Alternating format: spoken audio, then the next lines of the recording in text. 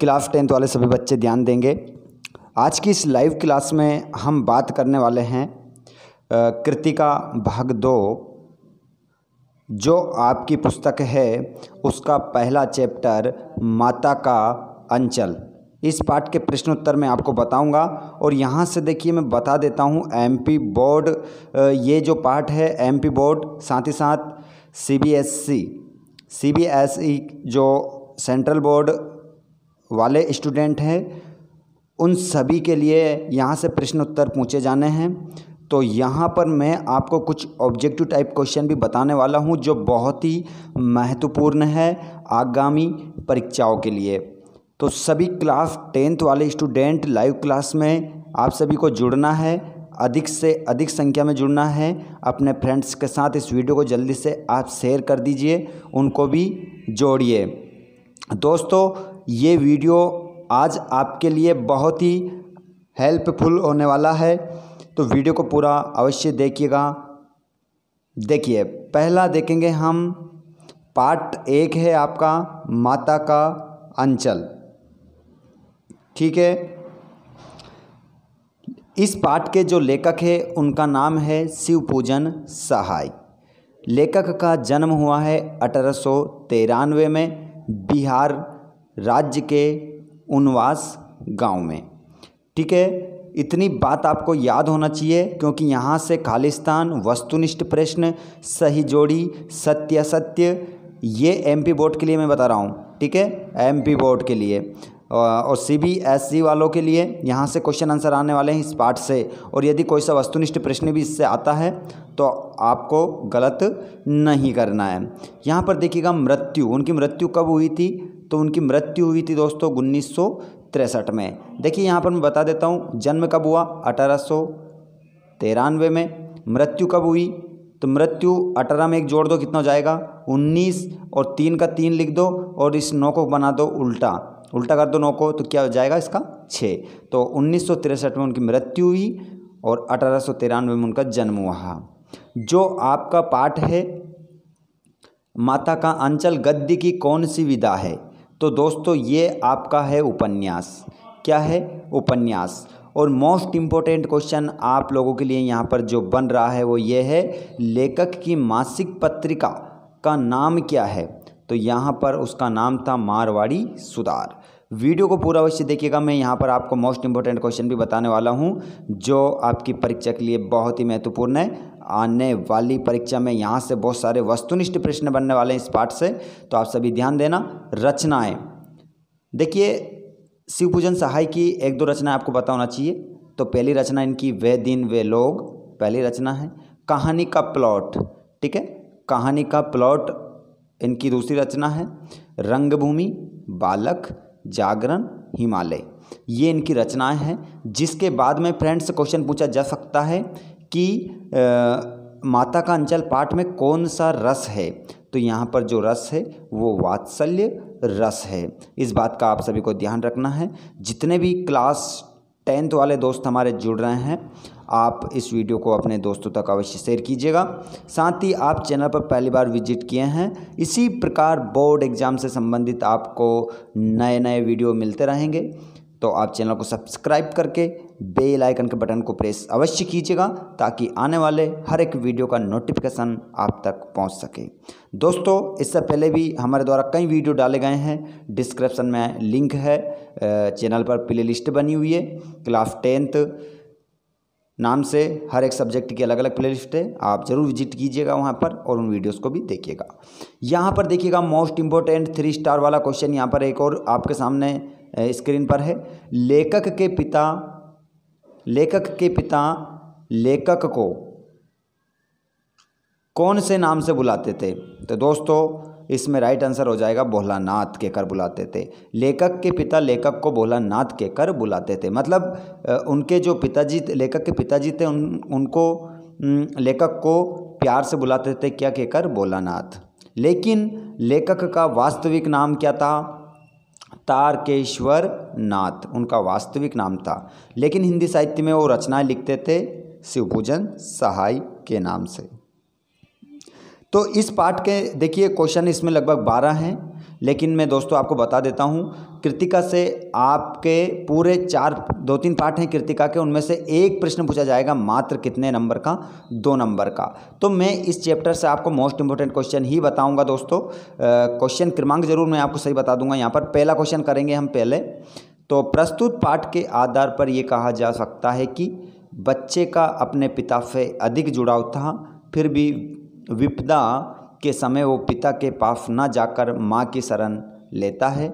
आपकी समझ से इसकी क्या वजह हो सकती है? दोस्तों ये आपका क्वेश्चन है, इसका बिल्कुल 2 नंबर का और 3 नंबर में ये प्रश्न CBSE में पूछा जाएगा। CBSE सेंट्रल बोर्ड, ठीक है, सेंट्रल बोर्ड सेकेंडरी एजुकेशन। यहाँ पर देखिएगा दोस्तों, उनके लिए ये प्रश्न 3 नंबर का आ सकता है, लेकिन MP बोर्ड में जो स्टूडेंट है उनके लिए मात्र 2 नंबर का प्रश्न आएगा। तो दोस्तों यहाँ पर पहले प्रश्न का उत्तर आप देख सकते हैं। गर्भावस्था से शिशु को ये एहसास हो जाता है कि माँ की कोख से अधिक सुरक्षा कवच कोई और नहीं है। माँ के हाथों और कोमल स्पर्श से बालक को अपनेपन और सुरक्षा के लिए आश्वस्त कर देता है। यही कारण है कि बालक विपदा के समय पिता के पास न जाकर माता की शरण लेता है। दोस्तों यहाँ पर मैं बता देता हूँ आपको, यदि आप इसका PDF प्राप्त करना चाहते हैं तो इसी वीडियो के डिस्क्रिप्शन में हमारे टेलीग्राम चैनल की लिंक दी गई है, उसे आप ज्वाइन कर सकते हैं और इस PDF को प्राप्त कर सकते हैं। अच्छे से अपनी कॉपी में नोट कीजिएगा इन प्रश्नों को और याद कीजिएगा। देखिए ये जो प्रश्न बनाए गए हैं CBSE मतलब central board of secondary examination वाले जो स्टूडेंट है, जिसको हम शॉर्ट फॉर्म में CBSE या MP बोर्ड, ठीक है, मध्य प्रदेश बोर्ड, और जितने भी स्टूडेंट हमारे अन्य बोर्ड से जुड़ रहे हैं जैसे कि छत्तीसगढ़, बिहार बोर्ड, यदि आपके वहाँ पर पैटर्न चेंज हो गया है, NCERT ERT वाला पैटर्न यदि आपके आ चुका है तो आप लोगों के लिए भी ये वीडियो बहुत ही महत्वपूर्ण सिद्ध होगा, ठीक है, क्योंकि ये क्वेश्चन जो है मोस्ट इम्पोर्टेंट क्वेश्चन आपको बताया जा रहा है परीक्षा की दृष्टि से। क्वेश्चन नंबर दूसरा देखिएगा, यहाँ पर आपकी स्क्रीन पर है। आपके विचार से भोलानाथ अपने साथियों को देखकर सिसकना क्यों भूल जाता है? मोस्ट इम्पोर्टेंट क्वेश्चन है साथियों, 3 स्टार वाला क्वेश्चन है ये, ठीक है। यहाँ पर देखिएगा, मैं बता देता हूँ आपको। बालक अपनी पसंदीदा वस्तुओं और क्रियाकलापों की ओर शीघ्र आकर्षित हो जाते हैं। यही वजह है कि आम व्यक्ति रोते बिलखते नन्हे बालकों को चुप कराने के लिए उनके पसंद की वस्तुएं या खेल दिखाते हैं। इसी प्रकार भोलानाथ भी अपने साथियों को देखकर सिसकना भूल जाता है। क्वेश्चन नंबर दोस्तों यहाँ पर 2 कंप्लीट हो चुका है। क्वेश्चन नंबर 3 यहाँ पर हमने छोड़ दिया है। क्वेश्चन नंबर 3 इतना महत्वपूर्ण नहीं था। यदि आप करना चाहें इस क्वेश्चन का उत्तर तो कमेंट करके बताइएगा कि 3 भी हमें चाहिए, तो उसका अलग से वीडियो आपको मिल जाएगा। तो यहाँ पर हम क्वेश्चन नंबर 4 देखेंगे। भोलानाथ और उसके साथियों के खेल और खेलने की सामग्री आपके खेल और खेलने की सामग्री से किस प्रकार भिन्न है? भिन्न मतलब अलग है। तो दोस्तों यहाँ पर उत्तर बताया जाएगा आपको, ध्यान से देखिएगा, नोट कीजिएगा, स्क्रीनशॉट ले लीजिएगा। लिखने के लिए, PDF पाने के लिए टेलीग्राम को ज्वाइन कर सकते हैं। देखिए, भोलानाथ और उसके साथियों के खेल खेलने की सामग्री और हमारे खेल खेलने की सामग्री में बहुत ज़्यादा भिन्नता है। भोलानाथ और उसके साथी प्रकृति के सानिध्य में स्वतंत्र वातावरण में गली मोहल्ले, खेत खलियान, बगीचे, नदियां, तालाबों में प्राकृतिक व अनुपयोगी वस्तुओं को ही खिलौने का स्वरूप देकर खेलते हैं। वर्तमान में ज़माना बदल जाने से खिलौने लकड़ी, प्लास्टिक आदि धातुओं के होते हैं। मतलब अब क्या हो गया? परिवर्तन हो चुका है। क्वेश्चन नंबर आपकी स्क्रीन पर छठा है यहाँ पर। इसके बाद हमने 5वां यहाँ पर छोड़ दिया है, ठीक है। उसके बाद में आपको डायरेक्ट छठा क्वेश्चन यहाँ पर देखने को मिलेगा, क्योंकि इम्पोर्टेंट क्वेश्चन आपको यहाँ पर बताया जा रहा है आपकी आने वाली अर्धवार्षिक परीक्षा और CBSE वाले जो स्टूडेंट हैं उनके लिए सेकंड टर्म के लिए मोस्ट इम्पोर्टेंट क्वेश्चन है। आप सभी ध्यान से इन प्रश्नों को नोट कीजिएगा और याद कीजिएगा। देखिए क्वेश्चन नंबर 6 क्या कह रहा है। इस उपन्यास के अंश में 30 के दशक की ग्रामीण संस्कृति का चित्रण है। आज की ग्रामीण संस्कृति में आपको किस तरह के आज की जो संस्कृति है उसमें आपको किस तरह के परिवर्तन दिखाई देते हैं। ठीक है दोस्तों, तो यहाँ पर उत्तर लिखिएगा इसका। इस उपन्यास में 30 के दशक की ग्राम्य संस्कृति का चित्रण है। आज की ग्रामीण संस्कृति में विकास, शहरीकरण और आधुनिकता की तस्वीर दिखाई देती है। पॉइंट बनाइएगा यहाँ पर। मिट्टी के घरों का स्थान पक्के बहुमंजिला मकानों ने ले लिया है। दूसरा पॉइंट, बैलों की जगह ट्रैक्टर आ गए हैं और खेतों की हरियाली भी कम होने लगी है और गोधूली की धूल वाली गलियों का सीमेंटीकरण कर दिया गया है। और पांचों पॉइंट लिख लीजिए, कुएं ट्यूबवेल में बदल गए हैं। नदियाँ तालाबों का अस्तित्व ना के बराबर है। ये क्वेश्चन आपका 6 कंप्लीट हो गया। क्वेश्चन नंबर 7 छोड़ेंगे, क्वेश्चन नंबर 8 देखेंगे। दोस्तों यहाँ पर क्वेश्चन नंबर 8 आपकी स्क्रीन पर है, उसका उत्तर भी आपकी स्क्रीन पर है। यहाँ माता पिता का बच्चे के प्रति जो वात्सल्य व्यक्त हुआ है उसे अपने शब्दों में लिखिए। तो यहाँ पर ये देखिएगा मोस्ट इम्पोर्टेंट क्वेश्चन है आप लोगों के लिए। सारे जो आने के कोई चांस नहीं है ऐसे क्वेश्चन मैंने आपको यहाँ करवाए ही नहीं, तो आप ध्यान रखिएगा। यहाँ पर माता का अंचल, ये चंद्र बिंदु जो आ पर आएगी। माता का अंचल पाठ में लेखक के माता पिता का बच्चे के प्रति वात्सल्य स्वाभाविक है। सरल स्वभाव के ग्रामीण माता पिता ने ग्रामीण संस्कृति के साथ बच्चे का पालन पोषण किया है। प्रातः स्थान से लेकर संध्या खेलकूद के अवसर में घर से लेकर बाहर तक वे अपनी संतान को अपने से दूर नहीं होने देते हैं या नहीं करते हैं। दोस्तों क्वेश्चन नंबर आपका 9वां रहा यहाँ स्क्रीन पर।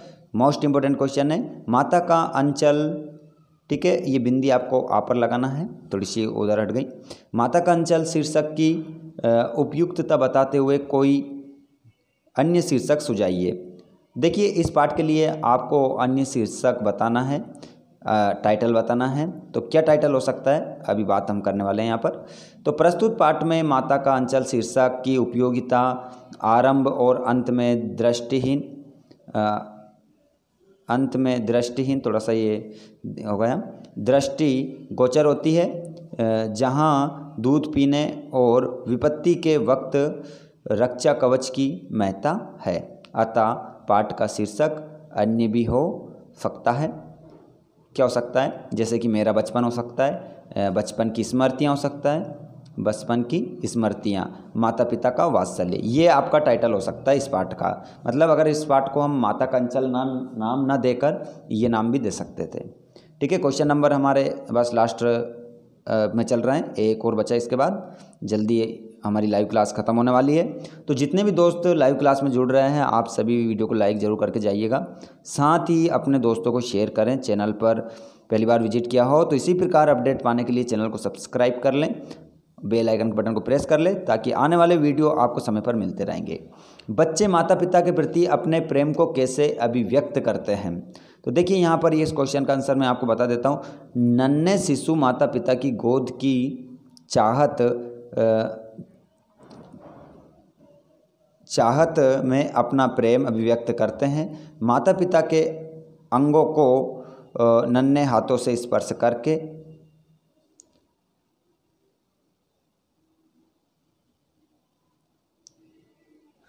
भोली नज़रों से मुस्कुराते हुए निहार कर उनके साथ हंसते खेलते हुए प्रेम व्यक्त करते हैं। वहीं बड़े बच्चे अपने माता पिता के कामों में हाथ बटाकर उनके पसंद के कार्य करके उनके पसंद की चीज़ों का उपहार देखकर अपना प्रेम व्यक्त करते हैं। ये क्वेश्चन आपका 10वां कंप्लीट हो गया। क्वेश्चन नंबर लास्ट है आपका। सभी दोस्त जाते जाते भी एक बार शेयर करेंगे अपने दोस्तों को। देखिए क्वेश्चन नंबर 11। इस पाठ में बच्चों की जो दुनिया रची गई है वे आपके बचपन की दुनिया से किस प्रकार भिन्न है, मतलब अलग है। तो ये क्वेश्चन आपकी स्क्रीन पर रहा लास्ट। मानव मात्र के जीवन पर उसके परिवार, घर, मोहल्ले, शहर और गांव के परिवेश का प्रभाव पड़ता है। अतः पाठ में जो बच्चों की दुनिया रची गई है, हमारे बचपन की दुनिया उससे पूरी तरह भिन्न है। भोलानाथ की बचपन की दुनिया ग्रामीण परिवेश से प्रभावित है और हमारे नगरी परिवेश से, जहाँ ना खेत है ना धूल मिट्टी। शहर में हर खेल का अलग निर्धारित स्थान होता है। तो दोस्तों ये हमारा चैप्टर आज कंप्लीट हो चुका है यहाँ पर। तो जितने भी दोस्त हमारे क्लास 10th वाले, MP बोर्ड वाले, CBSE वाले, जितने भी दोस्त इस वीडियो को देख रहे हैं, ठीक है, आप सभी अपने एक दोस्त को ज़रूर शेयर कीजिएगा। साथ ही आप चैनल पर पहली बार विजिट किए हैं तो सब्सक्राइब कर लो। आगे भी इसी प्रकार मोस्ट इम्पोर्टेंट वीडियोस आपको प्राप्त होने वाले हैं। धन्यवाद आप सभी का। इसी प्रकार जुड़ते रहें, अपनी तैयारी को सुचारू रूप से जारी रखें। किसी प्रकार की कोई दिक्कत आए कमेंट करके पूछ लेना। आगे भी आपको सभी विषय के वीडियो मिलने वाले हैं। Thanks for watching. जय हिंद, जय भारत।